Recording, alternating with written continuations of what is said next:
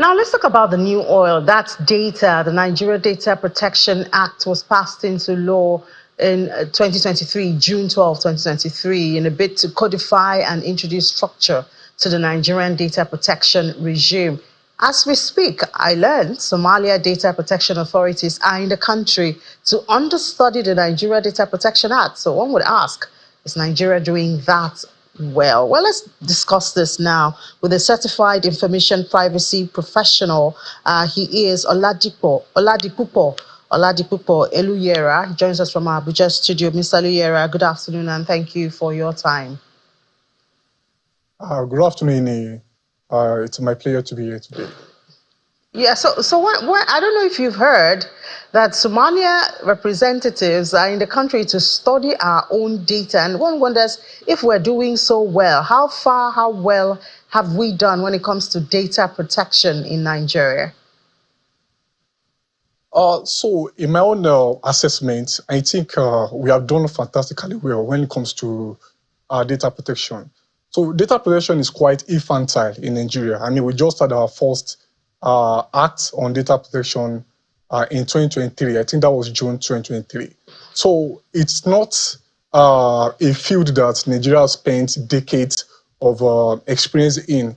So, and the Nigeria Data Protection Commission, which is a regulator for data protection in the country, they have done amazingly well in implementing the provisions. I mean, just 2 weeks ago, Fidelity Bank was fined the sum of over 555 million naira for dastardly act of infraction on our data protection law.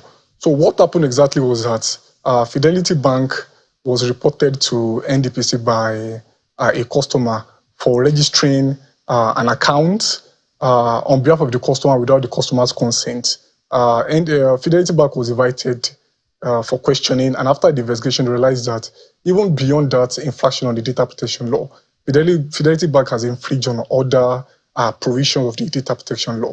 And apart from NDPC investigating and punishing infringing parties, they have also released several guidance notices to implement the provisions of the Nigeria Data Protection Act. And secondly, NDPC has done a great job in preaching the gospel of data protection in different forums, on LinkedIn, in Abuja, in Lagos, among corporate entities, law firms, etc., etc. So far, considering the fact that it's still something we have infantile experience in, we have started well. NDPC has put its foot on the throttle, and they are doing a great job so far. Although there's still room for improvement, but so far they are doing a great job. Of the number of money being lost, not just by individuals but institutional individuals also, but this also brings to bear the penetration of or the need for protection in the area of cyber security. I mean, because we have moved, a lot of our transactions have moved online, so obviously you expect more illegal transactions also online. But looking at fintechs now, digital banks and all of that, we see them, that is their first space. That's not the alternative, that's their first space. Would you say they're doing enough to protect the data of customers in the country? Yes, so I agree with your concern. I mean, everybody knows cybersecurity has become a raging concern recently due to the unending and incessant attacks on fintech companies in Nigeria. And this goes to the fact that, I mean, in recent years, you also agree with me that we have witnessed substantial data evolution in our banking and financial services sector due to the rise of fintech companies every single day. And of course, they have made our banking experience to be unparalleled when it comes to convenience and accessibility. Just like you said, we have graduated from facilitating transactions over the counter at banks, so you being able to transfer money with a click of a button on your mobile app at the convenience of your house or your office. But sadly and ironically, even though these fintech solutions offer us remarkable ease and inclusivity, they have also made the sector to be much more susceptible and vulnerable to cyber attack.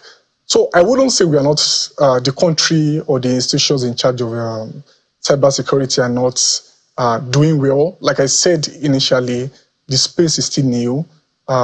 When it comes to the law and implementation of the law, we are still at an infantile stage. So we can do better.